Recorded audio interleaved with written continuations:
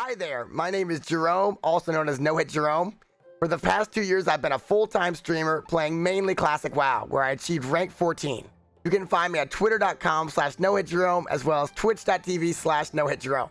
While I like playing Warrior and Warlock in TBC, I love playing Druid because of their amazing ability to carry games and arenas. Druids are a great option to play because not only do they have amazing CC and ability to interrupt various spells, but they also have excellent heals over time.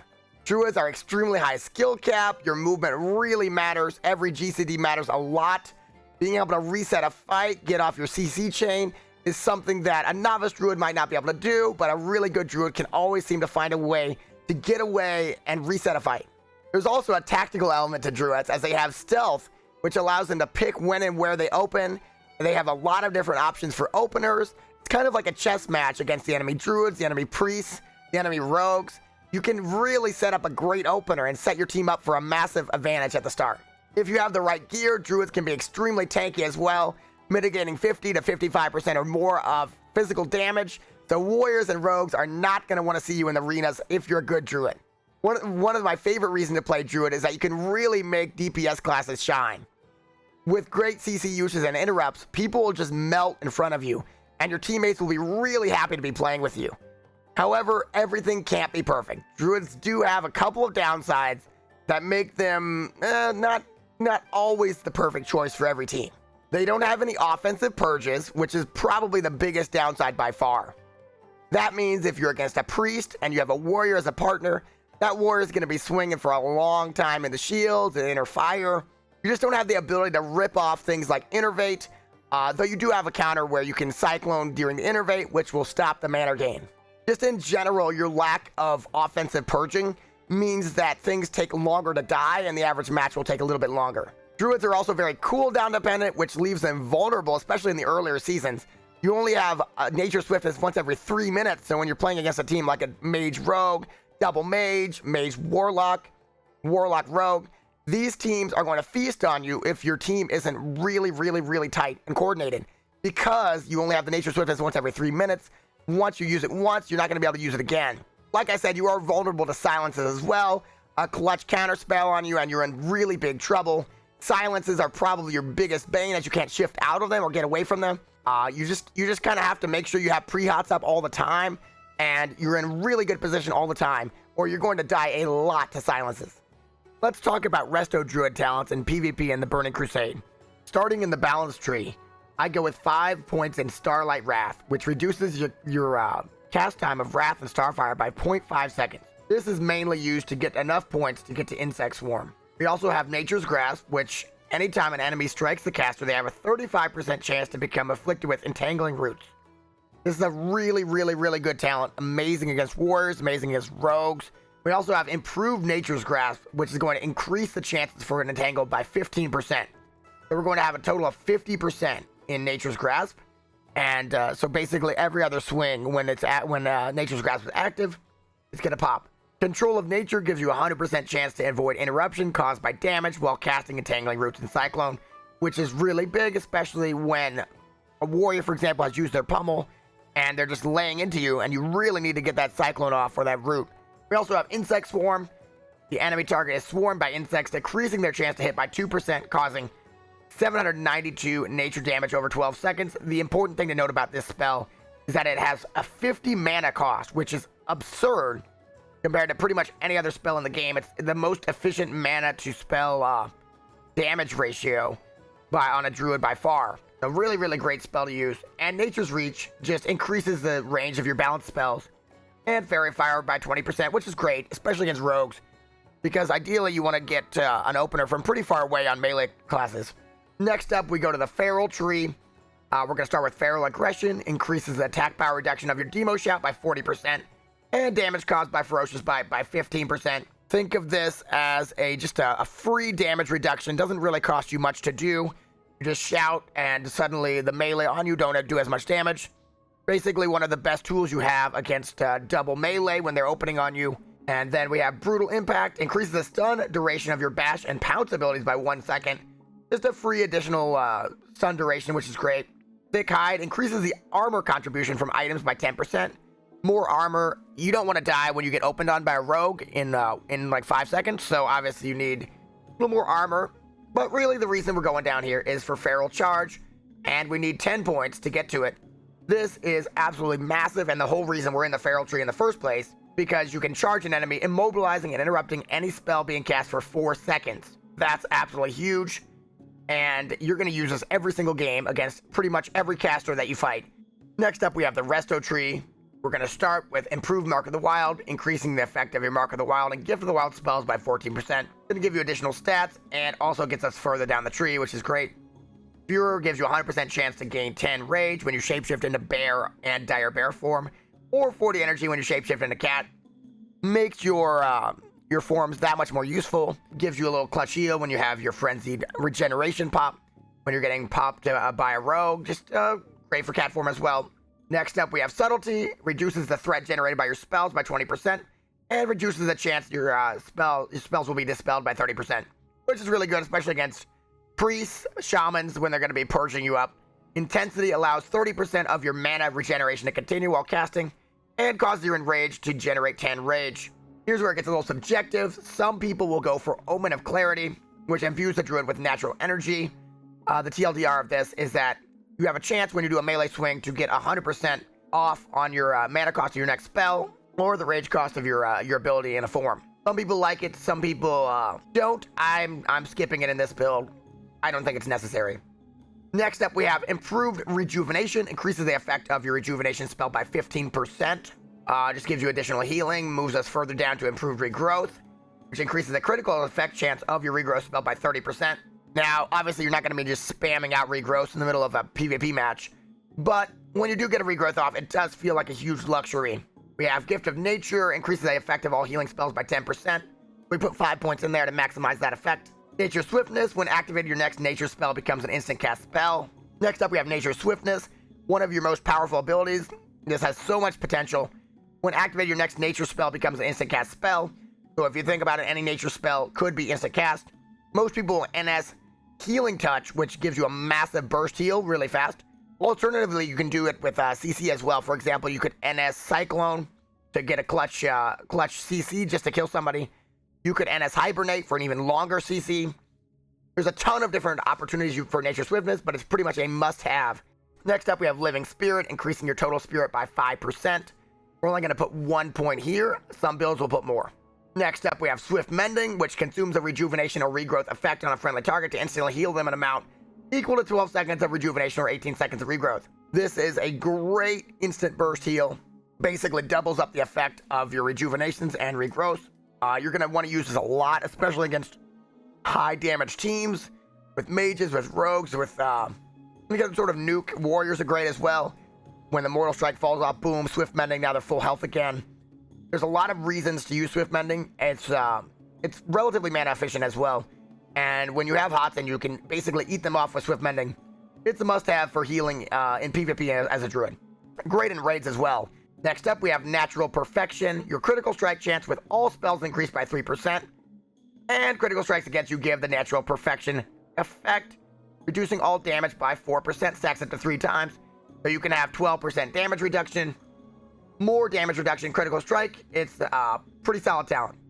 Next up, we have Improved Rejuvenation. Bonus healing effects of your healing over time is increased by 8%. So we can only afford 2 points here. If you're running a raid spec, you would go all the way down and get to Tree of Life, which would transform you into a tree and increase healing received by your party members by 25% of your total spirit for party members within 45 yards. Also reduces your movement speed, and you can only limit the spells, so you can only cast Swift Mending, Innervate, Nature Swiftness, Rebirth, and Healing over time spells, but mana costs are reduced by 20%. So Tree of Life is amazing in raids. It has situational uses in PvP. The spec I'm running is not going to have it, but if you wanted to run it, you could drop some points out of either Balance or Feral and move more into Resto. All right, that's all for talents. Next up, we're going to be moving into best in slot gear. Let's talk about best in slot gear. The best gear for you will depend on your playstyle and how you want to play. These are my recommendations for TBC Druid PvP. So you're going to want to go with the Gladiator set for Druid, the Gladiator Kodo Hide set, It's got really, really great stats, has a little bit of a set bonus. You get the resilience, 35 resilience is great. You're going to get a reduced casting time on your regrowth as a proc as well, which is not really the main draw. We want to prioritize that resilience, getting that full set. I know it's going to take you a while to get this full set, so you want to start with the rank gear first and then upgrade to the gladiator set over time. For your back, you want to go with the stainless cloak of the pure-hearted from Prince Malakazar. Has a little under a 15% drop rate from Prince Malakazar in Karazhan. You're going to want to do a lot of Karazhan on your druid until you get this cloak. For the wrist, you're going to want bindings of the Time Walker. Requires Keeper of Time Exalted, and you're going to buy these in the Caverns of Time from Allurme. For your necklace, you're going to want the Archaic Charm of Presence, which drops off the Doomwalker in Shadow Moon Valley. Massive plus healing, solid plus int. Just a really good necklace all around. For rings, the Naru Light Warden Band is really good from Magtheridon. Gives 21 stamina, 25 intellect, which is awesome, plus healing as well. For your other ring option, the Violent Signet of the Grand Destroyer from Karazhan is a great option. Really, really good base stats and plus healing as well. Really can't go wrong with that one. For trinkets, I like to use the PvP trinket to get out blinds and stuns. Just overall pretty much required to not lose to rogues in PvP. For your second trinket, you do have a lot more options. Essence of Martyr is good as it gives you that passive healing and the on-use for really good burst healing. If you're against something like a double DPS and you really need to pump out heals, every little bit of plus healing can really help there. For weapons, the Gladiator Salvation from Gladiator Arena Awards is great. If you can't get that yet, the Exodar Life Staff is great from Doomlord Kazakh, which is going to be very contested. So it's gonna be hard to get a best in slot weapon, which is understandable, but those are your best options for phase 1. For your offhand, you're gonna want the Tears of Heaven, purchasable from Jaras for Badges of Justice in Shatrath. This is going to be really, really good plus healing and a lot easier to get than the weapons. For your idol, the Idol of the Emerald Queen is amazing as it increases a periodic healing of your life bloom significantly. You're gonna get this as a drop in Shadow Labyrinth, and it's pretty simple to get and really powerful as Life Bloom is one of your bread and butter skills. When playing a druid, you're going to need to prioritize your stats properly in order to be as effective as possible. In PvP, you generally want resilience as a pretty big priority. In rage, you want plus healing as a priority for sure. Spell hit is great in PvP as you want to make sure your roots and your cyclones don't get resisted. That would be absolutely terrible. Also in PvP, it's really important to have health as well. This is one of your more important stats as well on top of resistance. Having a lot of health and resistance will make you really, really hard to kill and generally make opponents waste more time trying to kill you, which is great, buying more time for your teammate. Next up, let's talk races. When it comes to races, you only get 2 options for druids in the Burning Crusade. First up, there's Night Elves, and Night Elves get an additional 1% dodge chance as well as Shadow Meld.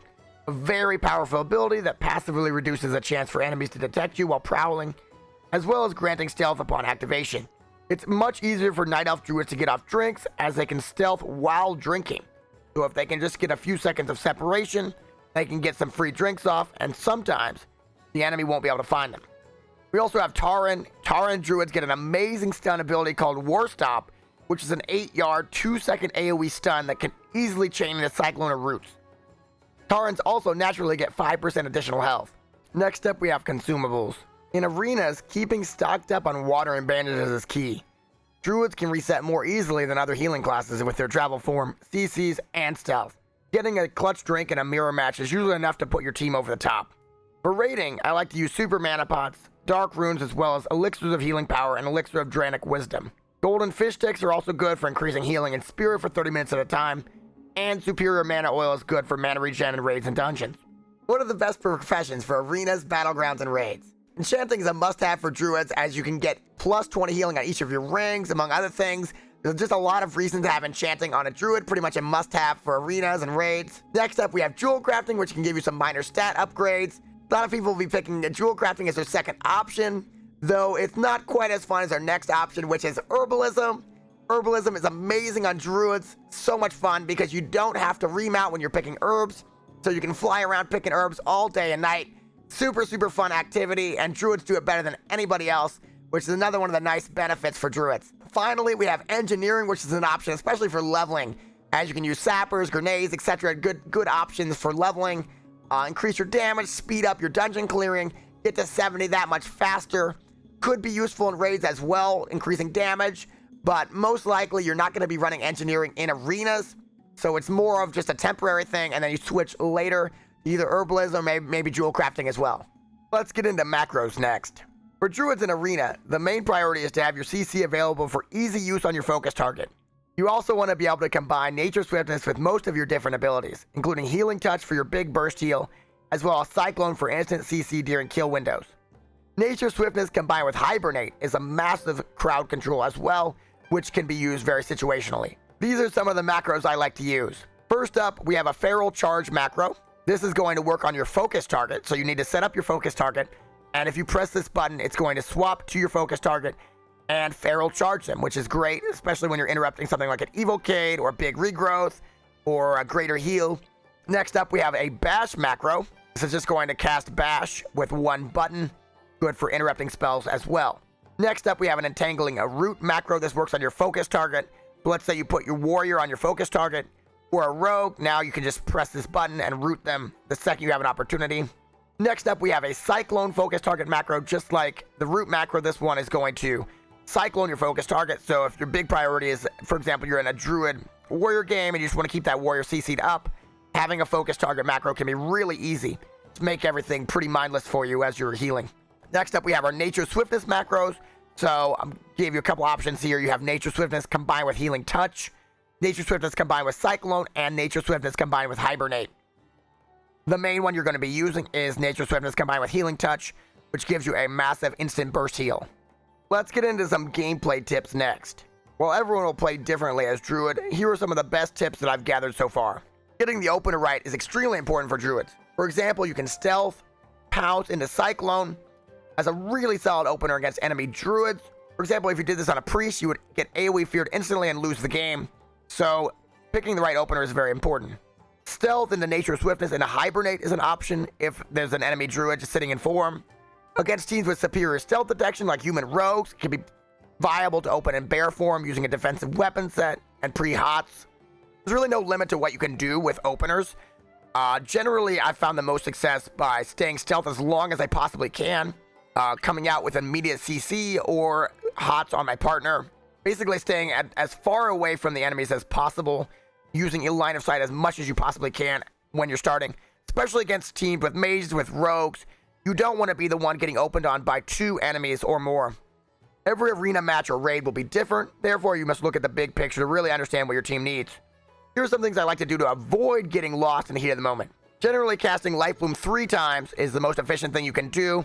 Keeping Life Bloom stacks on a target is more mana efficient than any of your other heals. Putting Rejuvenation on top is great as well. There are situations where you want to cast a regrowth before Life Bloom. Everything is basically situational on what you want to cast first. Occasionally regrowth only when safe from potential interrupts and CC. All the enemy mages, warlocks, everybody's looking for that regrowth. That's your big, slow spell that they want to interrupt. Regrowth is a luxury that should only be used when interrupt chance is really low. As we talked about in the talent section, Insect Swarm only costs 50 mana, so it's your most mana efficient to damage ratio spell by far. Putting Insect Swarm on the kill target is great. Putting it on an enemy to make sure that they don't drink is awesome as well, instead of spamming Moonfire like a novice druid would. Mooncast is a good instant cast damage ability for applying pressure.